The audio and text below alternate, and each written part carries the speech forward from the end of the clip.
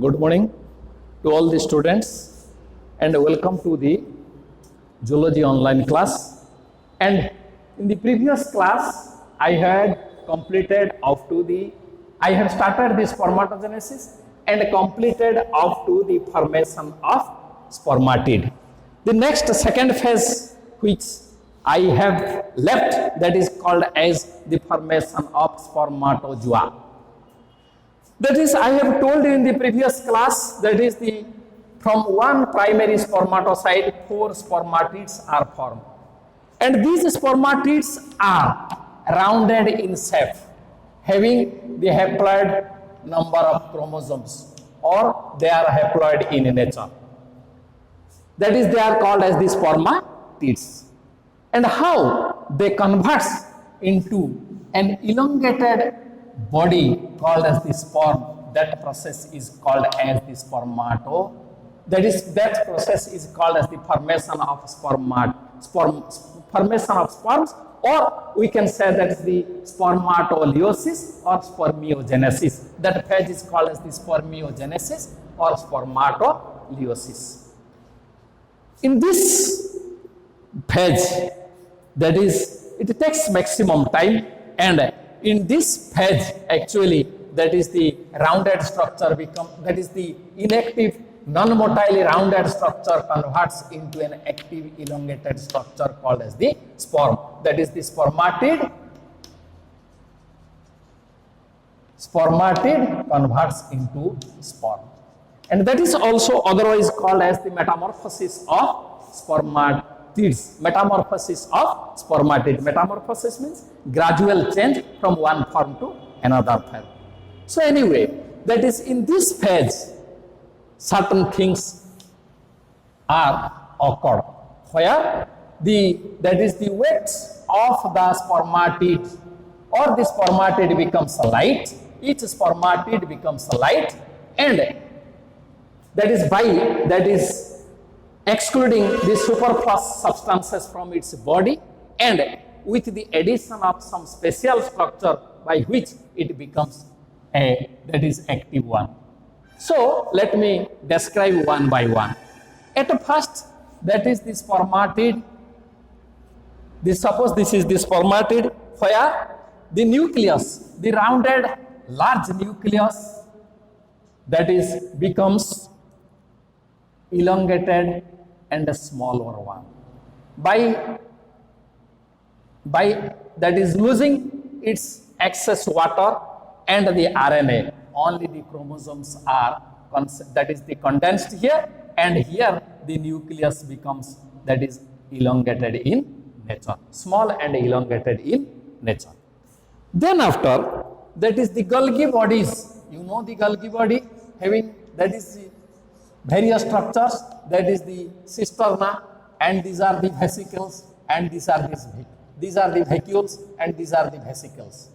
And in the Golgi body, one of the vesicle enlarges. And that is called as the acroblast. Which appears, that is, on above the nucleus. At first, the size of the nucleus, that is condensed, and a large size becomes a small and elongated by losing excess water, as well as by condensing the chromosomes and expelling that is the RNA to the outside.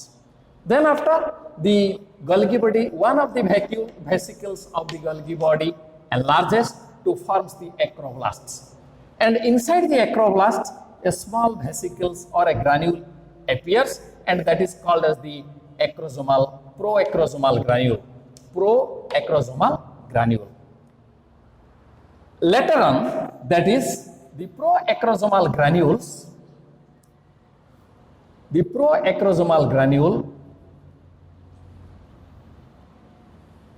compressed just above the that is nucleus,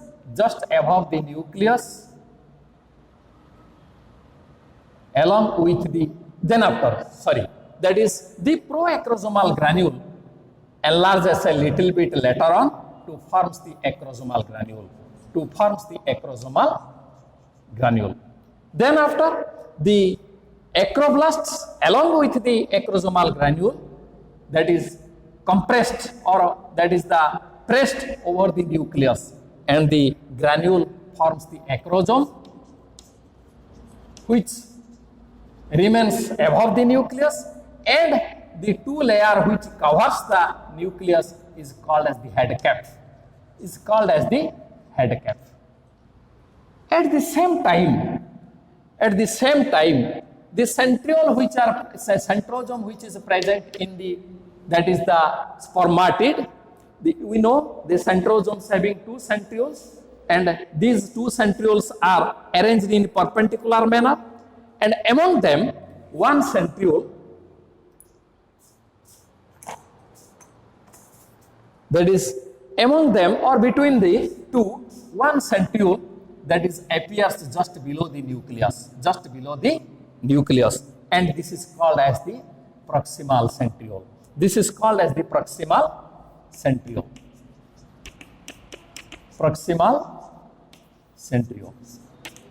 And another centriole lies just below the proximal centriole and remains in a perpendicular manner, and this is called as the distal centriole.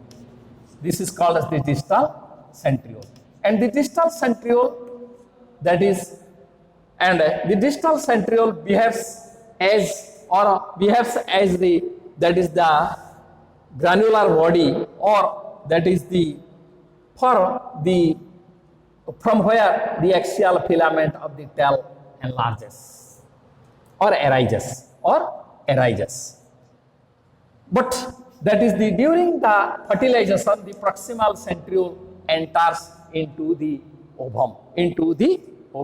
So there are two centriole which are appear just below the, that is the nucleus. One is the proximal centriole, another is the distal centriole.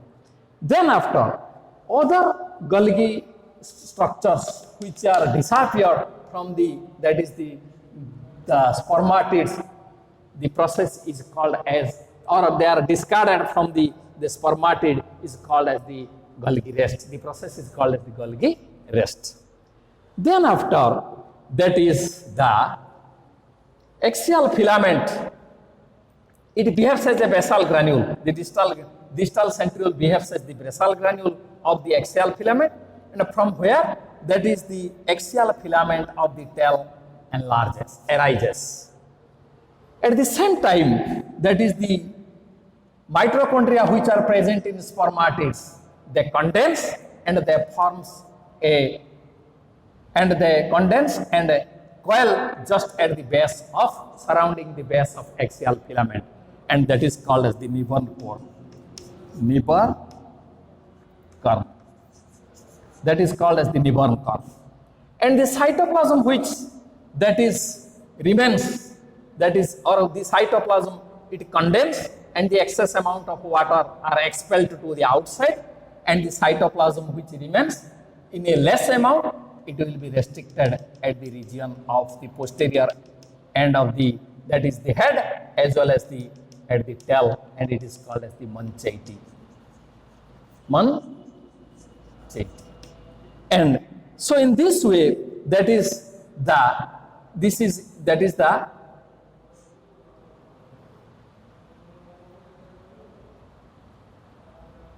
so in this way, total body is covered by the plasma membrane, and it will form a tail.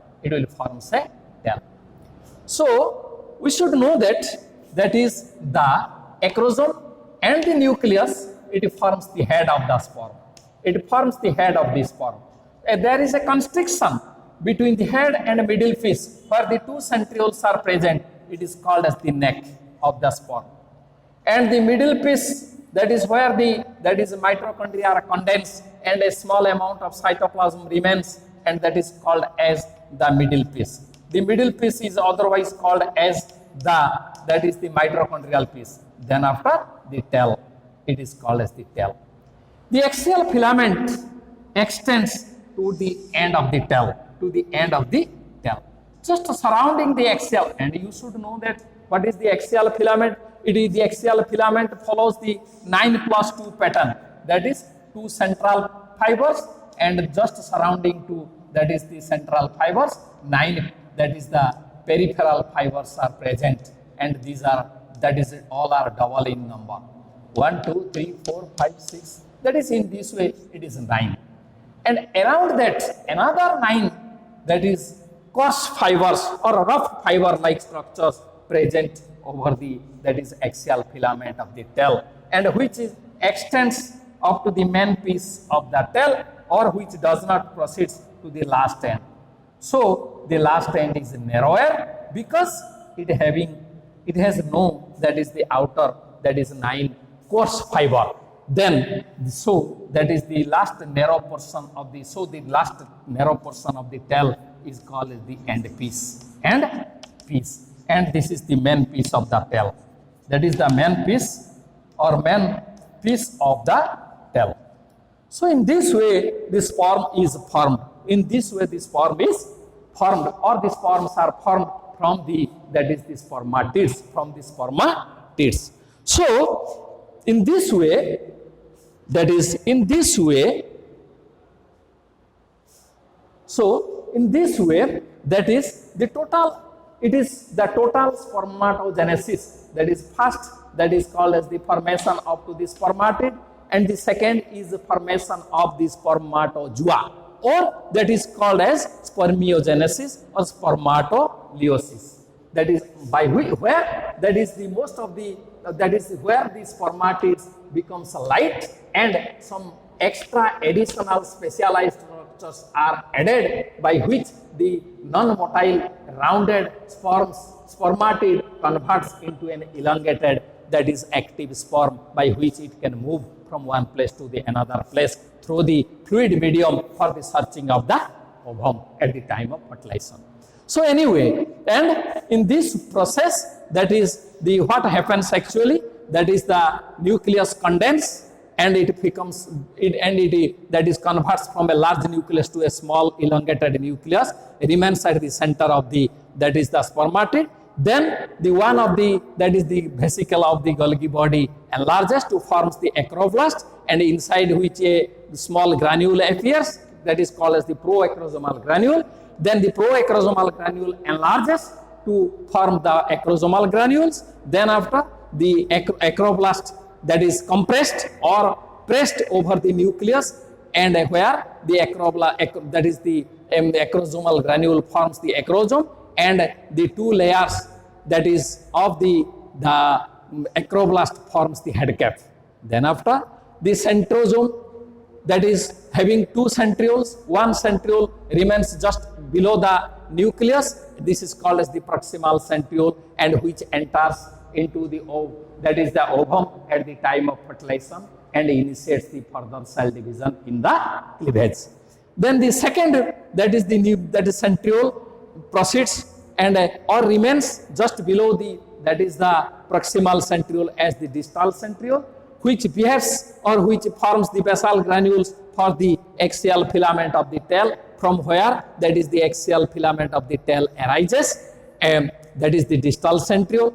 Then that is at the same time that is the mitochondria which are present inside the spermatid, it condenses and remains in a coiled manner that is the surrounding the base of the axial filament, and it is called as the that is Nibbon cone. Then the cytoplasms which are present, which is reduced in amount, and it is restricted to the that is the just to the posterior region of the head, as well as the middle piece is called as the Munchaiti. So in this way, and this is called, and that is from the axial filament, from the basal granule or from the distal centriole, the axial filament arises, and that is surrounding which a fibrous that is 9 fiber layer is, or a fiber like layer having 9 filaments are present just over the axial filament, not up to the last. That is the axial filament proceeds to the last, but that is the coarse fiber, 9 coarse fiber do not proceeds to the last end. So the last end is narrower than the upper end. So the last end is called as the end piece, and the above that it is called as the middle piece. In this way, the spermatogenesis is completed. For the complete formation of sperm or the complete spermatogenesis takes about 64 days. It takes about 64 days, and among them 16 days that is the growth, that is the multiplication phase, and the growth phase up to the primary spermatocyte, it takes about 16 days. Then after, the first meiosis takes about 24 days, and the second meiosis, it occurs within few hours. Then the last, that is the spermiogenesis, it takes about 24 days. So the 24 days and 24 days, it is called as 48 days, and then it is 16. So total, that is the 64 days. So for the spermatogenesis, 64 days are required. So anyway, that is the process of spermatogenesis is completed. Then the next phase is called as after the formation of spermatozoa inside the seminiferous tubules, they are discharged into the spermatic duct, and the process by which they are discharged, at first they attach to the Sertoli cells. At first they are attached to the Sertoli cells, and after that they released into the spermatic duct, and the process is called as the spermiogenesis. That is called as spermiation. That is called as the process is called as spermiation. The process is called as the spermiation, by which the spermatozoa are discharged from the seminiferous tubules into spermatic duct. Then after, we will proceed. So what are that is the hormonal control of the spermatogenesis. At first, that is the hormonal control, gonadotrophin releasing hormone, that is GnRH. That is the gonadotrophin releasing hormone is secreted from the hypothalamus, which influence up to the pituitary, which that is act over the pituitary. The pituitary secretes two gonadial hormone, that is called as the FSH and LH. FSH and LH. FSH, that is, it acts over the Sertoli cells. It acts over the Sertoli cell.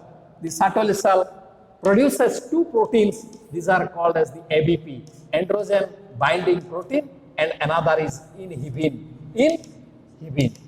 At the same time, that is the LH act over the interstitial cell which are present among the seminiferous tubules inside the connective tissue, which secretes the testosterone.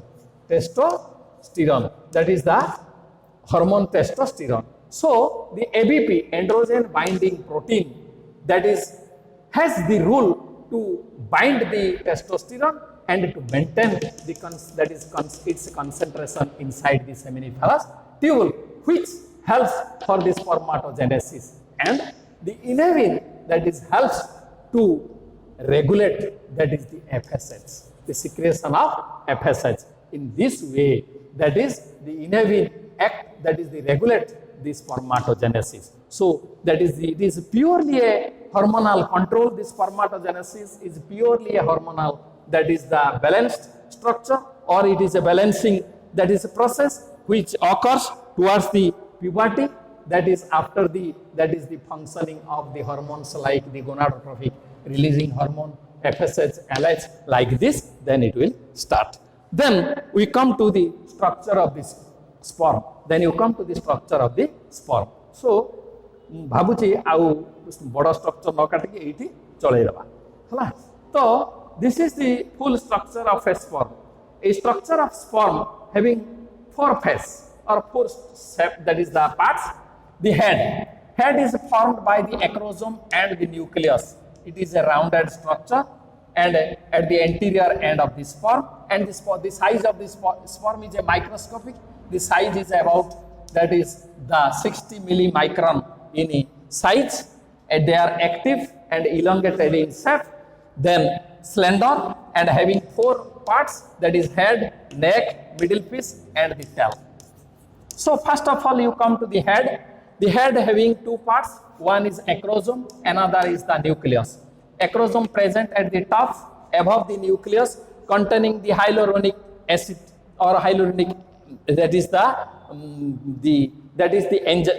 enzymes, and that enzymes is called as the sperm lysis. That is called as the sperm lysis. Sperm lysis, that means it helps to dissolve, that is the egg membrane at the time of fertilization. It helps to dissolve the egg membrane at the time of fertilization.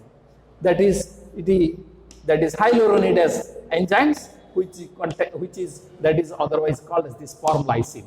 Then after that, it is called as the nucleus, which contains the haploid number of chromosomes. That means that is 23 chromosomes. Then after, a small constriction is present, which is a small area having two centrioles. One is proximal centriole, another is distal centriole. I have told you, proximal centriole enters into the ovum at the time of fertilization, and the distal centriole, that is, it helps to, or it behaves as the basal granule for the, that is the formation of axial filament. And at the time of fertilization, that is by the discarding of the tail middle piece, that is the distal centriole also discarded. Then the middle, then after that is a wide portion is called as the middle part.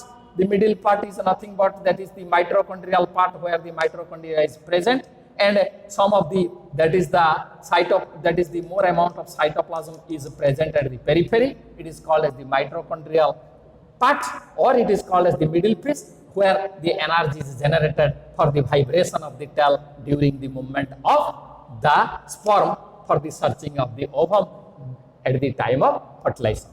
Then the last part is called as the tail. The tail is, that is a very large, and it is, that is maximum large size than the head, and having two parts. The first part is wide part, it is called as the main piece, and the last part is called as the end piece, which is narrow. The end piece having no outer, that is 9 coarse fibers, but, and that is here, this is all about the, that is the sperm. And it has been calculated that about 20 to 30 crores of the sperms are discharged in a single, that is the copulation by a male.